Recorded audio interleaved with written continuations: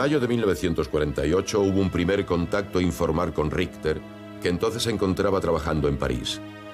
Al mismo tiempo, Richter estaba en contacto con oficiales del ejército estadounidense que le ofrecían trabajo en su país. Der amerikanische Konsul, der mich einem strengen Verhör unter war, fragte mich, ob ich einen Sohn habe. Nein, ich habe eine Katze, sagte ich. Der Konsul erklärte mir, dass ich mit Katzen nicht reisen darf. Ich liebte sehr meine Katze Epsilon, so dass ich meine Absicht zu einer Reise nach den Vereinigten Staaten aufgab und stattdessen nach Argentinien ging. Tank habló con Perón y habló de este personaje muy fascinante, y Ronald Richter durante la guerra trabajó en diversos proyectos bélicos y tenía la idea de usar la energía nuclear. La recomendación del ingeniero Tank había resultado eficaz. Apenas una semana después de llegar a Buenos Aires, el 24 de agosto de 1948, el científico fue recibido en la Casa Rosada por el propio presidente Perón. Lo que Richter le vino a decir a Perón es que él tenía una forma de producir energía mediante el proceso de la fusión en forma controlada. Richter, con aplomo y confianza en sí mismo, le explicó a Perón sus ideas sobre la utilización de la energía atómica. Perón no sabía nada de física, pero Richter sabía explicarse con metáforas didácticas. Ich schlage vor, eine winzige Sonne zu schöpfen. Die unendliche Energie der Sonne entsteht durch die thermonuklearen Vorgänge, die Wasserstoff als Brennstoff benutzen. Das in der Natur reichlich vorhandene Element. El Sol produce la energía que produce mediante este fenómeno que llamamos fusión. El combustible es básicamente hidrógeno y otros elementos livianos que son los más abundantes en la naturaleza, que al fusionarse desencadenan un proceso que después da lugar a mucha energía, mucha energía. Richter insistía en que las reacciones termonucleares de fusión brindarían energía virtualmente ilimitada y barata. Wir können unser Arbeiten mit dem Atomen mit denselben Verfahren, welches die Amerikaner anwenden, beginnen. Aber wir brauchen ungefähr 6.000 Millionen $. Das ist sicher. Mit diesem Verfahren können wir Energie erzeugen, wenn Sie mir 6.000 Millionen $ geben. Das andere Verfahren besteht in der Schwänze. Auf diesem Wege können wir Erfolg haben oder nicht.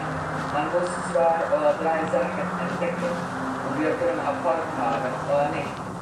Aber das können wir mit wenig Geld machen.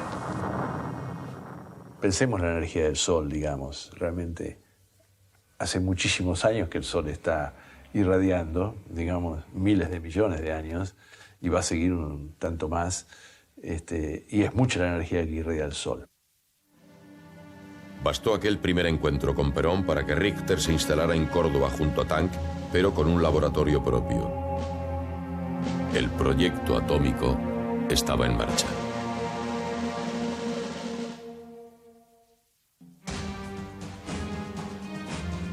En 1933 llegó a Buenos Aires Willy Kohn, el comisario de la Auslandsorganisation, una organización para el exterior del partido nazi. Kohn fue recibido en un Mercedes-Benz adornado con banderas con la esvástica, y la delegación de bienvenida lo saludó con el brazo derecho extendido.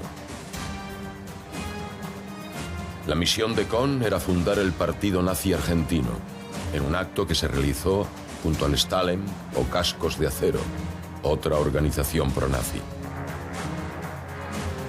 Pero, ¿cómo impactaría esto en la política exterior de Estados Unidos y en sus relaciones comerciales con el extremo sur de América? La preocupación norteamericana no se centró únicamente en la posición comercial de la Argentina. La penetración nazi en el país austral generó un nuevo foco de conflicto y temor.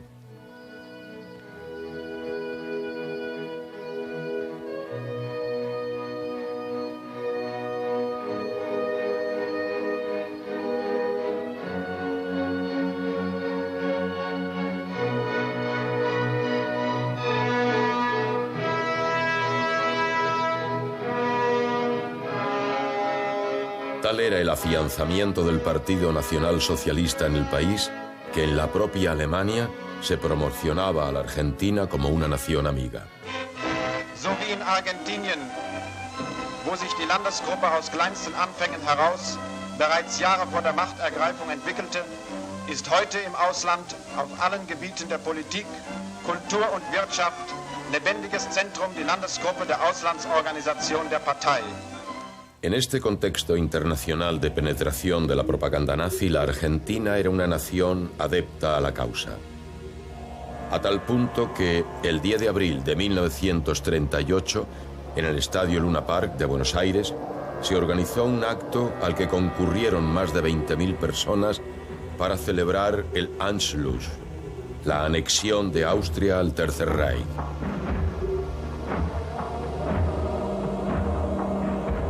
Fue la demostración pública más importante que realizó el nacionalsocialismo fuera de Alemania. El principal orador del acto fue el jefe del partido nazi en Argentina, Alfred Müller.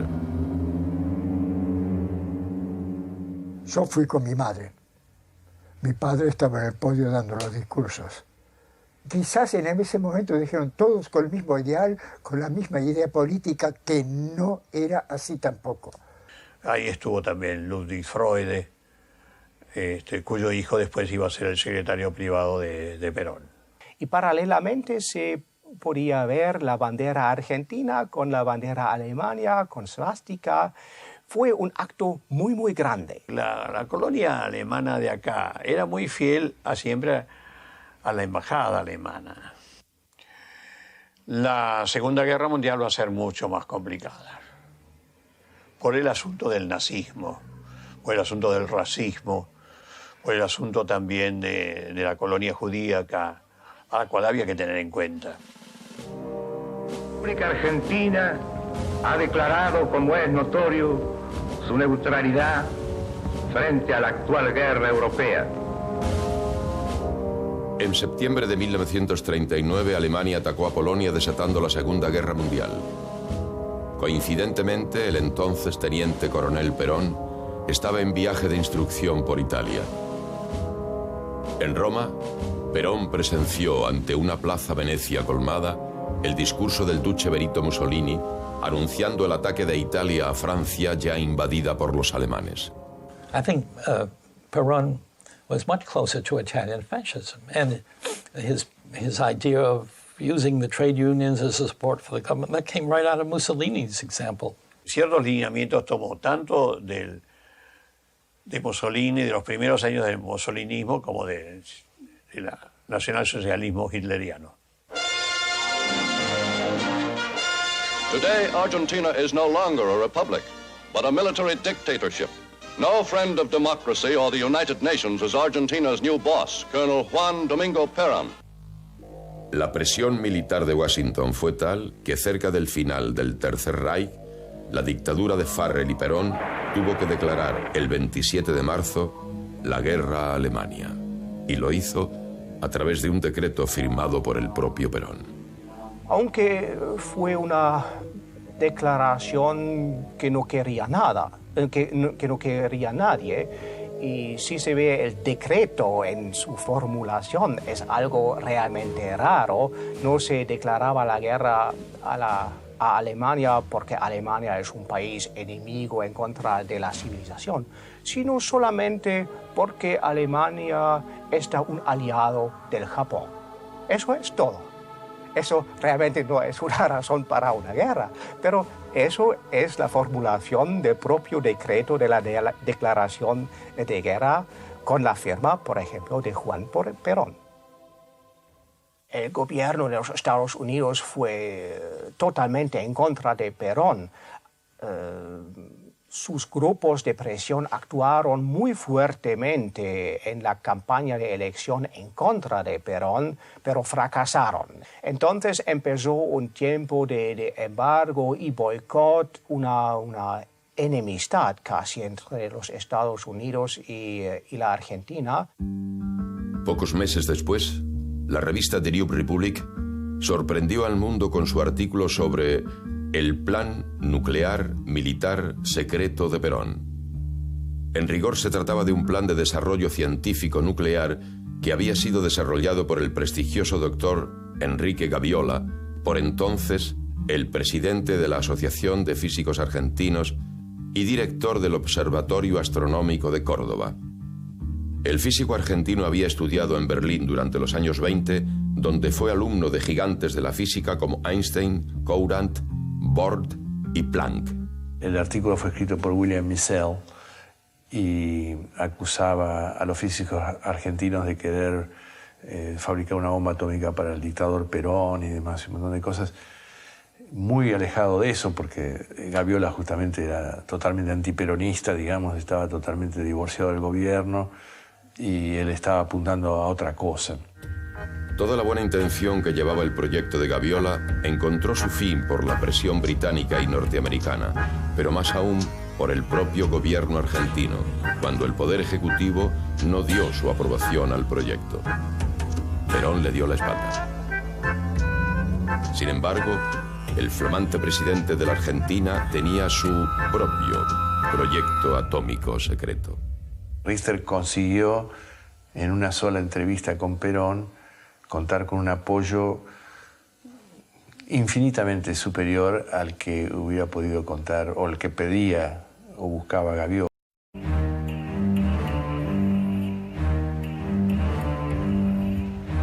En mayo de 1950 se comenzó a construir el reactor de Richter en la isla Huemul. Se trataba de un monumental cilindro de hormigón de 12 metros de alto por otros tantos de diámetro. Los obreros no podían detenerse. Sabía que estaban interviniendo en el proyecto más importante de la historia de su país. Fantástica, porque había una actividad colosal, un entusiasmo sobre todo enorme. Por supuesto, todo el mundo estaba muy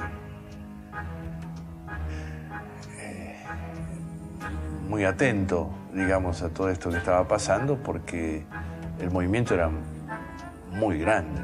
El gran esfuerzo no había sido en vano. La obra concluyó exitosamente. La isla Huemul ya se había transformado en el primer centro atómico de fusión nuclear del mundo.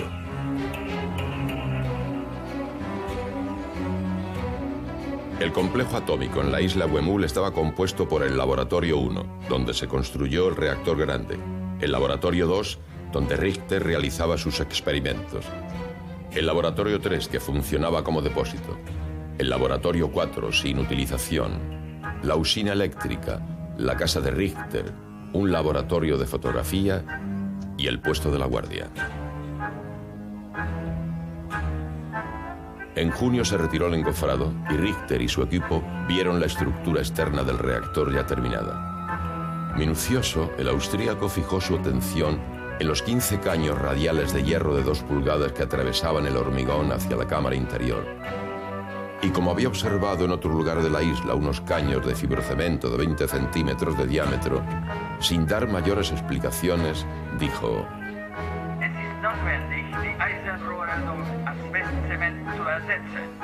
Todos quedaron estupefactos. Se le explicó que era imposible, pues los caños de hierro estaban embutidos en el hormigón, a lo que Richter respondió: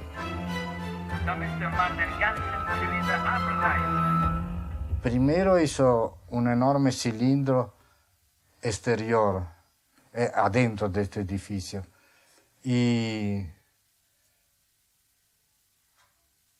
después empezó a agrietarse. Entonces lo hizo demoler todo. Era como para realmente correr el riesgo de que la gente alrededor de él empezara a pensar de que era loco. A mediados de junio de 1950, en medio del revuelo causado por sus demandas, Richter viajó a Córdoba para ver a su padrino y protector, el ingeniero Kurt Tank. En la provincia mediterránea, estuvo presente en una de las primeras pruebas del vuelo del prototipo del Pulky 2, que era la reencarnación argentina del avanzado caza alemán Focke-Wulf, diseñado por Tank. Pero el vuelo de prueba concluyó con un accidente en el aterrizaje que casi le cuesta la vida al piloto Otto Behrens y destruyó el prototipo.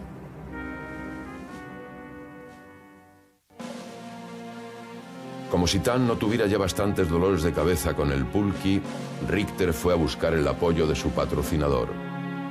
Tang elevó un informe que aseguraba que el trabajo de Richter estaba bien encaminado hacia el éxito, es decir, cerca de hallar la anhelada fusión nuclear. Richter se reunió con el coronel González y el presidente de la nación, quien ponderó el informe de Tang, los datos aportados por González y la convincente explicación de Richter. Todo indicaba que el camino seguido era el correcto. Por eso Perón decidió satisfacer las demandas de Richter, ordenando demoler la monumental estructura del reactor. En torno a Richter crecía la impresión que el físico austríaco no estaba totalmente en sus cabales. Obsesionado por la posibilidad de espionaje y sabotaje en su planta nuclear, una tarde ordenó a todos sus colaboradores ir a ver Nubes Negras, una película de Hollywood sobre espionaje en las experimentaciones atómicas norteamericanas. Luego ordenó a su equipo de colaboradores que tuvieran una sesión de entrenamiento en tiro con pistola en el polígono de la guarnición. En otra ocasión, en una reunión de amigos en su casa, dijo que la radioactividad haría perder la virilidad a los hombres que trabajaban en el laboratorio 2. Y también comentó que la isla podría convertirse en una masa de vidrio si fallaba en una de las pruebas del proyecto, y en ese caso habría que evacuar a la población de Bariloche. Pero la principal preocupación de Richter era la seguridad. Organisation Plan Project Wemul tituló Richter a las 4 carillas escritas en alemán que envió a Perón con la nota Top Secret al pie de tapa. La mayor parte del documento se refería a la seguridad del proyecto y, lo más importante, era el pedido de un control absoluto sobre la isla, sugiriéndole a Perón un plan de protección extrema. Y proponía que hubiera una guardia armada con indicación de abrir fuego, autorizar y obligar al personal a portar armas para imposibilitar que ingresen agentes secretos. Además, la construcción de una torre de observación con faro giratorio, la disposición de una guardia doble en los laboratorios ultrasecretos, un plan de iluminación que no debía ser difundido y la disponibilidad de una lancha de invasión dispuesta para trasladar tropas en caso de ataque o llegada de espías. Dicen que había un par de agentes que se habían infiltrado así como técnicos y que espiaban lo que hacía. En febrero de 1951, una nueva crisis se desencadenó en la isla Wemul. Quizás la más grotesca de todas. La magnitud de la misma obligó a Perón a intervenir, una vez más, para evitar que su proyecto termonuclear estallara. En febrero, el coronel Fox quiso ir a ver qué pasaba en la misteriosa isla y allí se encontró con una gran sorpresa. Aunque no esperaba el mejor recibimiento, los hechos superaron cualquier predicción. La leyenda dice que lo apuntó con una pistola, lo hizo retroceder y lo hizo caer al agua. Y que alguien dijo con un poco de una sonrisa de que la gorra quedó flotando. Es cierto que tuvo una crisis grande. Una actitud ofensiva que hubiera merecido el repudio y la sanción. Sin embargo, el 28 de febrero, Perón le envió una carta manuscrita que decía: Mi querido amigo, lamento lo ocurrido con el coronel Fox. Se trata de la rigidez militar y de un malentendido, según explica el ministro del Ejército. Mi deseo es que usted trabaje allí tranquilo y sin preocupaciones de ningún género. Para tal fin, adjunto una orden mía que usted puede hacer valer allí en todas circunstancias. Con mis mejores deseos, le envío un gran abrazo y congratulaciones por los éxitos ya alcanzados. Juan Perón. Aún más increíble es la orden que Perón adjuntó a su carta. Por la presente queda usted designado mi único representante en la isla Wemul. donde ejercerá por denegación mi misma autoridad. Buenos Aires, 1 de marzo de 1951. A través de esta orden, Richter quedó investido de poderes presidenciales dentro de los límites de la isla Huemul. Una concesión sin precedentes y, sin duda, anticonstitucional.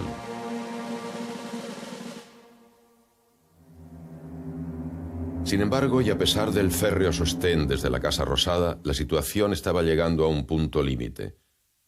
La ansiedad comenzaba a alterar los ánimos. Se debían obtener resultados en el corto plazo. Finalmente la noticia llegó. Era el informe más esperado por Perón. Una causa de Estado en la que el presidente había apostado todo y aún más. El 16 de febrero de 1951, en la distante isla Huemul, en la Patagonia Argentina, se realizaba la primera fusión nuclear controlada de la historia, según el científico austríaco Ronald Richter. Con admirable sincronismo con el logro termonuclear, en febrero de 1951, el ingeniero Kurt Tank y su equipo presentaron a Perón el último prototipo del Pulqui 2, que voló con éxito sobre el aeropuerto de Buenos Aires. El general Perón observa las características de este formidable aparato, en cuya construcción se han aplicado las más recientes experiencias de la aviación moderna. Es un avión de caza del tipo monoplaza, dotado de una potentísima planta motriz que le permite alcanzar velocidades superiores a los 1000 kilómetros por hora.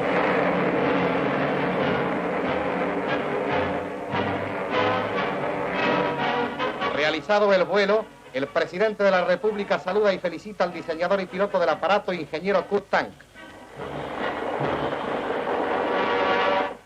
Todos miraban a la Argentina, tenía un avión de última generación en aquella época, tenía un científico que desarrollaba la fisión nuclear y bueno, entonces él estaba en un plano político muy interesante para por eso venían también acá para ver qué pasaba. Un país en posesión de tecnología avanzada cambia el mapa, cambia el peso político de un país, claro.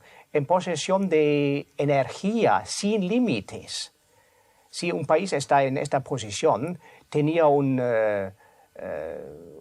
peso mucho más grande. Y si existe, por ejemplo, la opción de cambiar esta energía en un arma, eso también cambia mucho. Entonces, con un poderío militar de esta índole, la Argentina hubiera sido un país con mucho más influencia y con una situación de amenaza.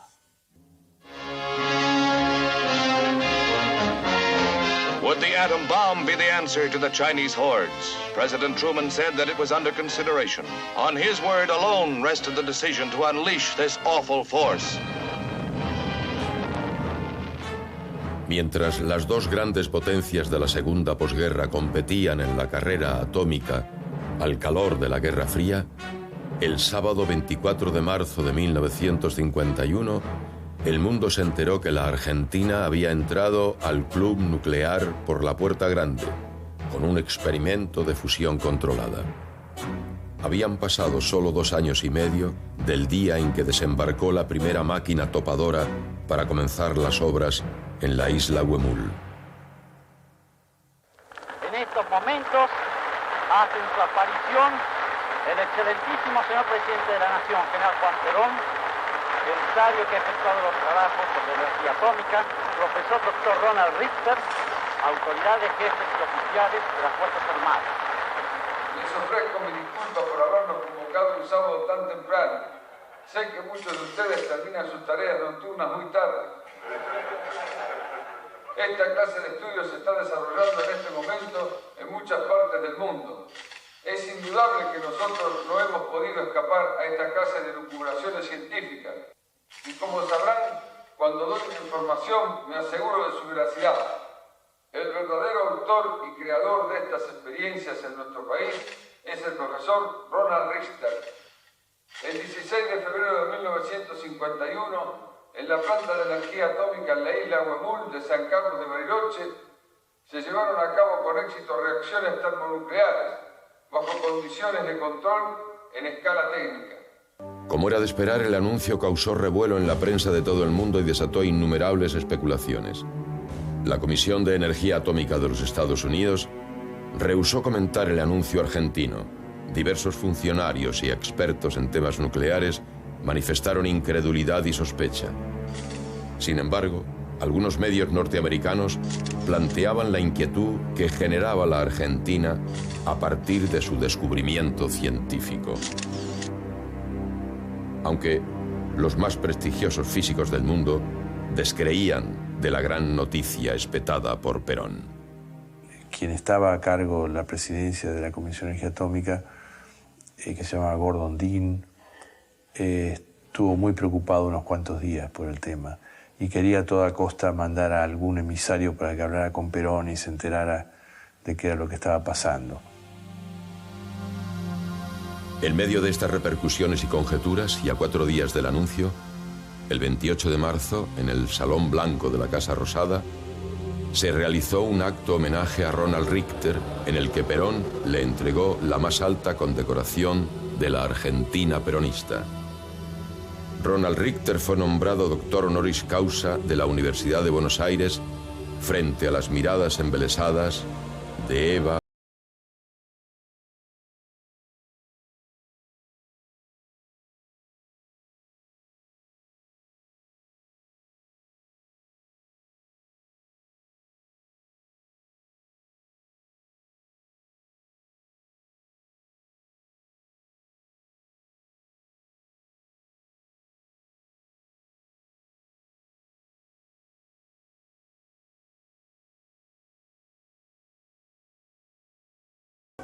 Con palabras del sabio termina la significativa ceremonia.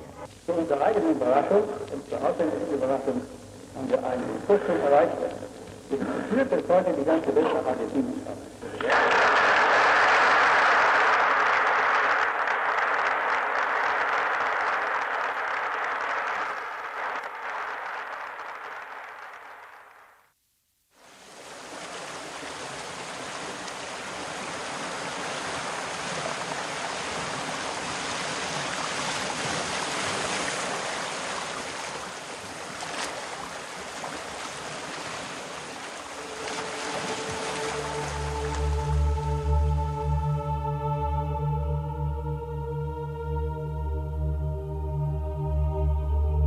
Dos años y medio después, la planta nuclear Bariloche fue desactivada en el más absoluto secreto. A pesar de esto, el acceso al lugar permanecía vedado. Durante el verano de 1953, los potentes reflectores propios de un campo de concentración seguían encendidos todas las noches. Sin información, lugareños y turistas aún creían que la isla continuaba operativa. El doctor Ronald Richter desapareció silenciosamente de Bariloche en esos días y no volvió nunca más. ¿Qué sucedió con el proyecto científico más importante de la historia? ¿Por qué el doctor Richter sostuvo hasta el día de su muerte, en 1991, que había tenido éxito? ¿Por qué siempre se habló del misterio o secreto de la isla Huemul?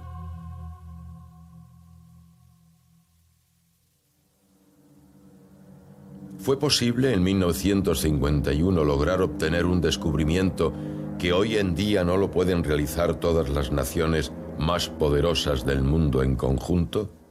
Él tenía algunos instrumentos que de una manera indirecta le podían permitir establecer la temperatura, que para producir fusión es necesario alcanzar temperaturas del orden de la del Sol, que son 10 millones de grados.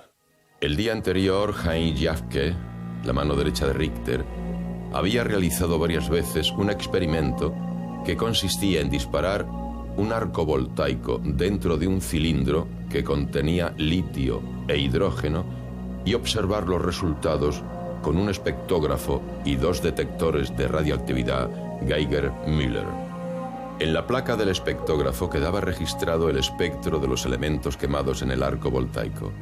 Tras el revelado de la placa, el espectro aparecía en forma de una serie de delgadas líneas verticales. Efectivamente, estas líneas tenían una curvatura, tenían como si fuera en el tiempo un desplazamiento. Pero lo que pasa es que el mecanismo de deslizamiento era medio defectuoso y la placa se movía y se inclinaba. Me lo decía el propio Jafke esto. Por la tarde, Jafke alcanzó las placas recién reveladas a Richter, quien saltó de entusiasmo y marchó a ver al capitán González. Dice, y cuando yo vi eso y se lo mostré a Richter, él dijo, ¡Eureka! Acá tenemos el resultado que buscábamos. Y que él mismo le dijo, doctor, no, se movía. Esto es por el hecho de que se movía. No. El Jafke le dijo, tenemos que repetir esto, no puede, digamos, no quiero repetir nada. Después de adjudicarse el éxito en la fusión termonuclear controlada, Richter tuvo una serie de problemas por los que nunca pudo poner en práctica el uso de la energía atómica durante todo 1951. La presión del coronel González, quien seguía a cargo del proyecto, llegó a su punto límite en una tormentosa reunión que se llevó a cabo en febrero de 1952. Ante las preguntas del coronel... Aquí todo el mundo eran monos sentados en palmera que no sabían otra cosa que mover la cola. Entonces yo lo miré a González y dije, el doctor insiste en que yo le diga palabra por palabra lo que acaba de decir. Bueno, y después de eso González se levantó y cerró la puerta de un golpe. Y fue lo último que le faltaba a González para hablar con Perón que esta cosa no andaba. Ante esto, González volvió a Buenos Aires, se reunió con Perón, le planteó todas sus denuncias sobre Richter y ofreció su renuncia. En marzo de 1952, Perón nombró al capitán de fragata y aviador naval Pedro Iraola-Goitía en el lugar del coronel González. En su primer viaje a la isla, Iraola-Goitía concluyó terminante: el doctor Richter está loco. Eso me lo contó Iraola-Goitía directamente, ¿no? Así que eso no tiene... Es una cosa de locos. Dice que lo hizo tirar al suelo y disparó así una forma remota, digamos, una explosión. Y dice, y rompió toda la puerta del laboratorio. Y escribió en el registrador energía atómica. En septiembre de 1952 viajaron a la isla científicos y legisladores en plan de inspección. Los detectores registraron radiaciones, qué sé yo, pero parece que el origen no era por reacción nuclear, sino por los campos eléctricos. Pero, todas esas experiencias fallaron. Ni siquiera Richter dijo que habían sido buenas, digamos, fallaron y no había ninguna duda. Pero él lo mismo seguía insistiendo de que había tenido éxito en aquella otra ocasión, en el 1951. El doctor Balseiro y el ingeniero Báncora, integrantes de la comitiva, calificaron de farsa el trabajo de Richter. Después, el profesor alemán Richard Ganz y el doctor argentino Antonio Rodríguez, dos prestigiosos físicos, restaron toda validez al descargo de Richter. El acto final en la carrera atómica de Richter fue un careo entre él, el profesor Ganz y el doctor Rodríguez en la oficina del ministro Mendé en la Casa Rosada. Fue el tiro final para Richter. El científico no supo defender su posición con rigurosidad. Perón ya le había quitado su apoyo. Perón ya no accede más a entrevistarlo a Richter. Por supuesto, Richter se viene a Buenos Aires e intenta verlo a Perón, no lo consigue, y en su lugar le ponen a esta pareja, digamos, Ganz-Rodríguez. Y bueno, Ganz-Rodríguez son también concluyentes. ¿Y después qué pasa? A los 2 días, Richter regresó a Bariloche, pero solo lo dejaron volver a su chalet de Playa Bonita. El 4 de diciembre, el New York Times afirmó que el sueño atómico de Perón se desvanece. Al poco tiempo, Richter partió en silencio a una pequeña casa que se le proporcionó en la localidad de Monte Grande, en las afueras de Buenos Aires. Tiempo después se comprobó que la mayoría de los aparatos registradores de Richter estaban mal conectados o directamente desconectados. Richter pide ser escuchado y los diputados dicen no, esto está contra la ley, de que nos pida explicaciones y demás. Y entonces lo meten preso en el Congreso. Está 5 días preso en el Congreso, en el edificio del Congreso. Y ahí lo va a entrevistar gente de New York Times y todo. Entonces en el New York Times sale, Richter promete devolver la medalla de la lealtad peronista cuando salga de la cárcel y demás.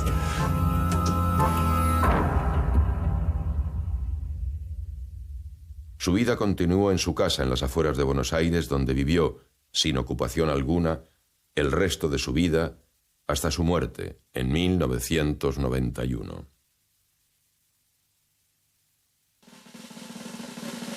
La energía termonuclear de fusión de Industria Argentina fue un fracaso. Perón había depositado su confianza y su buena fe en el proyecto, pero cometió graves errores. Mi convicción es que Perón estaba bien intencionado y que por supuesto estaba totalmente convencido de que esto era cierto, pero no se cercioró, no buscó la evaluación que este caso merecería por parte de evaluadores independientes, etcétera, ¿no? Eso es un error. También el sueño de la pujante industria aeronáutica importada del Tercer Reich culminó solo en excelentes prototipos que nunca llegaron a fabricarse en serie. Perón fomentaba la aviación copiando a algún ministro alemán. En su momento quería hacer la Argentina el país de los aviadores. Bueno, era muy interesante para Argentina, ¿no? Armarse en ese sentido con todo este material humano que quedó ahí un poquito a la deriva. Lamentablemente no se aprovechó, ¿no? Por cuestiones políticas después, ¿no? Era el resurgir, era otro resurgir que se nos vino abajo. Hicimos nuestros aviones, teníamos una fábrica de aviones en Córdoba y lo desmantelaron todo. Lo tuvimos. ¿Por qué lo perdimos? Nadie se hace esa pregunta, ¿no? Lo cierto es que 60 años después de la fusión en escala técnica de Huemul, en Cadarache, a poca distancia de Marsella, en el año 2010, comenzará a funcionar el Internacional Termonuclear Experimental Reactor, tarea que demandó un cuarto de siglo de investigación, inversión económica y trabajo de los mayores especialistas del mundo. Eso va a ser el futuro de la humanidad, la fusión, porque no hace falta ni uranio, ni petróleo, ni nada, solamente agua. Teóricamente tendríamos una fuente inagotable de energía, relativamente limpia, relativamente ecológica, digamos. En el 58 vino de Suiza el doctor Gerholm y dio una charla en el centro atómico y como primera cosa dio un homenaje a Richter diciendo que era el primer científico en el mundo que había pensado en hacer eso y que gracias a ello despertó el interés y ahora en varios países están estudiando eso. Es la solución para el futuro, pero realmente para el futuro. Ciertamente ha resultado ser muchísimo más difícil de lo que se pensaba. Tal como los experimentos de Richter en la isla Huemul, a los nazis en Argentina por muchos años les sobró apoyo y complicidad del gobierno. Un coronel con mucho orgullo nos habló que siempre el ejército argentino, hasta la Segunda Guerra Mundial, hasta la terminación de la Segunda Guerra Mundial, usó el casco alemán. Y en el Museo Argentino hoy se muestra el casco con la cruz esvástica, con todo orgullo, sin ningún problema, cosa que sería imposible en la Alemania actual. Los tiempos modernos encontraron al país sin un cuarto Reich instaurado como alguna vez se imaginó, pero muchos de sus oscuros fines e ideales se fueron llevando a cabo, con mayor o menor sutileza. En la década del 90, se cometieron en Buenos Aires los 2 atentados terroristas antisemitas más graves de la historia del Nuevo Mundo. El estallido de una bomba en la Embajada de Israel, que causó 27 muertos en 1992, y el atentado contra la Asociación Mutual Israelita de Buenos Aires en 1994, que mató a 86 personas. ambos atentados permanecen impunes. Hasta estos tiempos llegó la sombra negra del Cuarto Reich en la Argentina. I see these terrible things have their roots in the history of the country, in traditions and the hostilities and the inability to create a society in which one tolerates differences. I mean, it's better now than it was then, but these have historic roots to me. And to some extent, maybe the Nazi model fitted, had some influence, but you don't have to always look outside to explain these tragic things that have taken place in the country.